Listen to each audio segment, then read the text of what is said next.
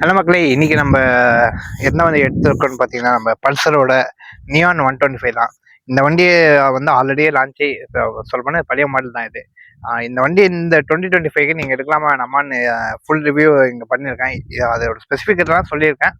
அதை வச்சு நீங்கள் இது இந்த 2025க்கு நீங்கள் எடுக்கலாமா வேணாமான்னு இந்த வீடியோ பார்த்துட்டு நீங்கள் போய் கன்சிடர் பண்ணிக்கலாம். சேனலுக்கு யாராவது புதுசாக இருந்தீங்கன்னா சப்ஸ்கிரைப் பண்ணிட்டு வீடியோ பாருங்கள். வாங்க வீடியோக்குள்ளே போகலாம். ஃபஸ்ட்டு நம்ம இந்த வண்டியோட லைட்ஸ் எல்லாம் பார்த்துடலாம்.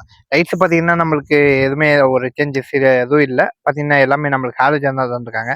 லைட்ஸும் சரி, இண்டிகேட்டர்ஸும் சரி, ஹாலோஜன் தான் நம்மளுக்கு. அப்புறம் இந்த வண்டியோட பில்டு குவாலிட்டியை பற்றி பார்த்துடலாம். பில்டு குவாலிட்டியில் பார்த்தீங்கன்னா நம்மளுக்கு ஒரு 3 டைப்ஸ் யூஸ் பண்ணியிருக்காங்க. என்னென்னு பார்த்தீங்கன்னா நமக்கு மெட்டலு, அப்புறம் ஃபைபர், ஒரு கிளாஸ். அது எங்கெங்கே என்னென்னு சொல்கிறேன் உங்களுக்கு. ஃபஸ்ட்டு ஃப்ரண்ட்லேருந்து நம்ம ஆரம்பிச்சிடலாம். ஃப்ரண்ட்டு பார்த்தீங்கன்னா நம்மளுக்கு இங்கே எப்பயும் மாதிரி ஒரு ஃபைபரில் தந்துருக்காங்க. இங்கே சைடும் நம்மளுக்கு ஃபைபரு. நான் ஒரு கிளாஸ் சொன்னேன் பார்த்தீங்களா, அந்த கிளாஸ் வந்து பார்த்தீங்கன்னா இங்கே இந்த விண்ட்ஷீல்டு மட்டும் தான் நம்மளுக்கு இங்கே கிளாஸில் தந்துருக்காங்க. அப்படியே நம்ம பேக்கில் என்னென்னு பார்த்துடலாம்.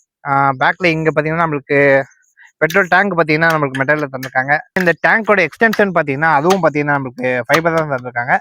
ஒன்லி நம்மளுக்கு இந்த டேங்க் தவிர இது எல்லாமே நம்மளுக்கு ஃபைபர் தான் தந்திருக்காங்க. இங்கே டேங்க் மெட்டலு, அப்புறம் இங்கே பார்த்தீங்கன்னா கிளாஸ் யூஸ் பண்ணியிருக்காங்க. இது எல்லாமே நம்மளுக்கு ஃபைபர் தான். அப்புறம் நம்ம டேங்க் கெப்பாசிட்டி பார்த்துடலாம். டேங்க் கெப்பாசிட்டி பார்த்தீங்கன்னா ஒரு 11.5 லிட்டர்ஸுக்கான டேங்க் தந்திருக்காங்க. அப்புறம் இதோட மைலேஜ் பார்த்தீங்கன்னா ஒரு 55 to 60 வரைக்கும் தரும்.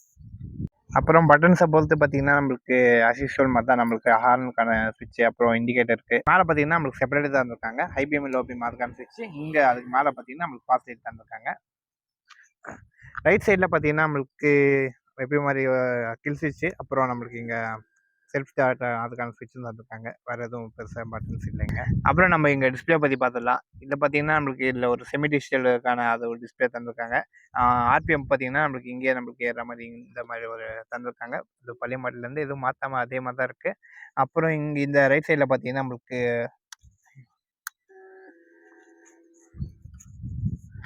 ரைட் சைடில் பார்த்தீங்கன்னா நம்மளுக்கு இங்கே சைட் ஸ்டாண்டு இப்போ போட்டிருக்கோனால சைட் ஸ்டாண்டுக்கு ஒரு இன்டிமேஷனுக்கான இது தந்திருக்காங்க. அப்புறம் மேலே பார்த்தீங்கன்னா இதுக்கு பொறுத்தல ஒரு லோ பேட்டரின்னு வந்து காட்டியிருக்கு. ஆனால் இதில் பேட்டரியெல்லாம் இருக்குது. இங்கே பார்த்தீங்கன்னா நம்மளுக்கு ஸ்பீடோ மீட்டரும் இங்கே காட்டியிருக்கு. நம்மளை எந்த ஸ்பீடுக்கு போகிறோன்னு சொல்லிட்டு நம்ம போல்டாகவும் பார்த்துக்கலாம். கீழே பார்த்தீங்கன்னா நம்மளுக்கு ஃபியூலுக்கான ஒரு இன்டிமேஷனுக்கான இதுவும் தந்திருக்காங்க. அப்புறம் நம்ம இந்த கிலோமீட்டர்ஸ் பார்த்துக்கிறதுக்கான அதுவும் இங்கே இருக்குது. அப்புறம் இங்கே என்னென்ன ஆப்ஷன்ஸ் இருக்குன்னு அப்படியே பார்த்துடலாம். இதில் பார்த்தீங்கன்னா ஆவரேஜ் ஃபியூல் எஃபிஷியன்சிக்கான ஒரு ஆப்ஷனும் தந்திருக்காங்க. ட்ரிப் பார்த்தீங்கன்னா நம்மளுக்கு ட்ரிப் 1க்கான கிலோமீட்டர்ஸு இங்கே காட்டியிருக்கு. நெக்ஸ்ட்டு பார்த்தீங்கன்னா ட்ரிப் 2க்கும் இங்கேயே காட்டியிருக்கு. அது இன்னொன்று பார்த்தீங்கன்னா அதுக்கும் வந்து பார்த்தீங்கன்னா ஆவரேஜ் ஃபியூல் எஃபிஷியன்சி அதுக்கு ரெண்டுமே ட்ரிப் 2, ட்ரிப் 1 அந்த மாதிரி 2 ஆப்ஷன் தந்திருக்காங்க. நெக்ஸ்ட்டு பார்த்தீங்கன்னா இன்ஸ்டன்ட் ஃபியூல் எக்கனாமிக்கான அதுக்கு ஒரு இது தந்திருக்காங்க. அப்புறம் வேறு எதுவும் தரல. நம்மளுக்கு ட்ரிப் 1, ட்ரிப் 2 அப்புறம் இன்னொரு இல்லை வேறு எதுவும் நம்மளுக்கு எந்த சேஞ்சஸும் இல்லை. ட்ரிப் 1, ட்ரிப் 2 அப்புறம் பார்த்தீங்கன்னா இன்ஸ்டன்ட் ஃபியூல் எக்கனாமிக்கான ஒரு இது மொத்தமாக ஒரு 3 ஃபீச்சர்ஸ் தான் இதில் ஆட் ஆகிருக்கு. வேறு எதுவும் இல்லை, சேஞ்சஸ் இல்லை. நெக்ஸ்ட்டு பார்த்தீங்கன்னா நம்மளுக்கு டயர், பிரேக், சஸ்பென்ஷன் பற்றி பார்த்துடலாம். ஃபஸ்ட்டு அப்படியே ஃப்ரண்ட் சஸ்பென்ஷனை பார்த்துடலாம். ஃப்ரண்ட் சஸ்பென்ஷன் பார்த்தீங்கன்னா நம்மளுக்கு டெலிஸ்கோபிக் சஸ்பென்ஷன் தந்திருக்காங்க. பிரேக் பார்த்தீங்கன்னா நம்மளுக்கு டிஸ்க் பிரேக் தான் தந்திருக்காங்க. ஒரு 240 mm டிஸ்க் பிரேக்கு. அப்புறம் டயர் சைஸ் எல்லாம் பார்த்தீங்கன்னா நம்மளுக்கு 80/100 17 inch டயர்ஸாக தந்திருக்காங்க. அப்படியே நம்ம ரியர் சைட் பார்த்துடலாம்.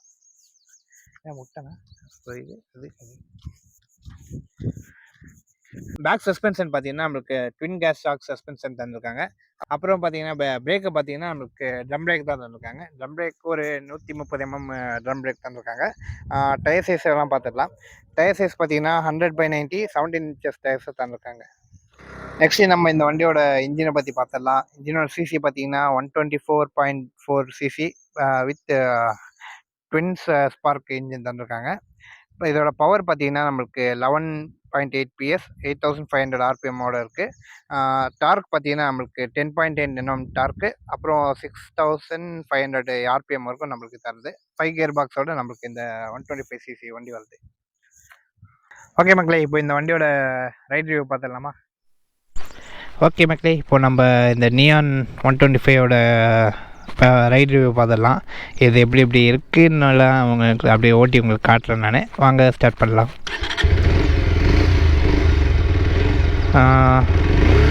ஆனு அப்புறம் த்ராட்லலாம் பார்த்திங்கன்னா நல்ல ஒரு ஸ்மூத்தாக இருக்குது, ஓவர் சவுண்டாக இல்லாமல். பார்க்கலாம் அதோட இது.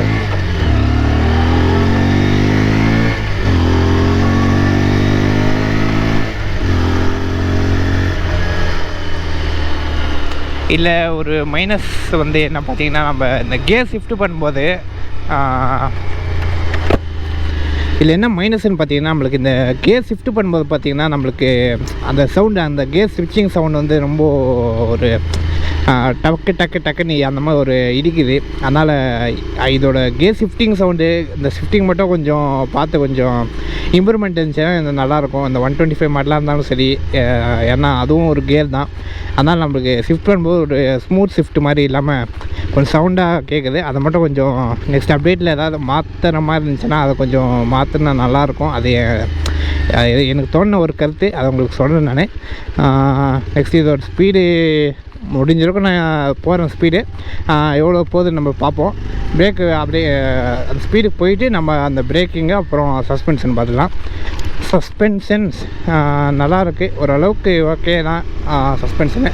நெக்ஸ்ட் அப்படி ஸ்பீடை பார்த்துக்கலாம் நம்ம.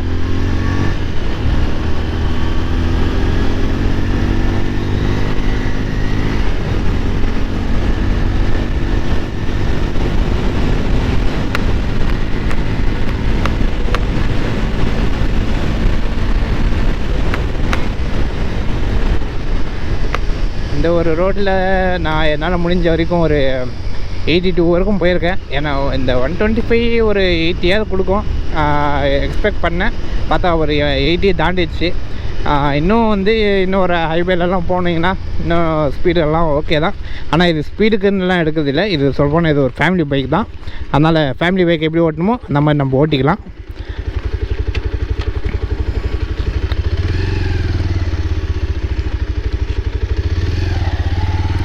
ஓகே மக்களே, இது அவ்வளோதான். நம்ம பெருசாக வேறு எதுவும் நம்ம இதில் இல்லை. ஆல்ரெடி கொடுத்த இதுதான் நம்மளுக்கு ஒரு டெஸ்ட்டுக்காக ஒரு ஏதாவது சேஞ்சஸ் பண்ணியிருக்காங்களான்னு ஒரு ரிவ்யூக்காக தான். நெக்ஸ்ட் அப்படி பிரேக்கை பார்த்துடலாம். பிரேக் நல்லா தான் இருக்குது, நல்லா சூப்பராக தந்திருக்காங்க. ஏன்னா டிஸ்பிளேக்குன்னு சும்மா இல்லை சொல்லலாம். ஏன்னா 125 சிசியாக இருந்தாலும் பரவாயில்ல, நான் பிரேக்கெல்லாம் நல்லா தந்திருக்காங்க. ஓகே மக்களே, இதேமாதிரி கொஞ்சம் நல்ல ஒரு வீடியோவில் நான் உங்களை சந்திக்கிறேன். Until bye from Raju Throttler. Subscribe பண்ணிக்கோங்க மக்களே.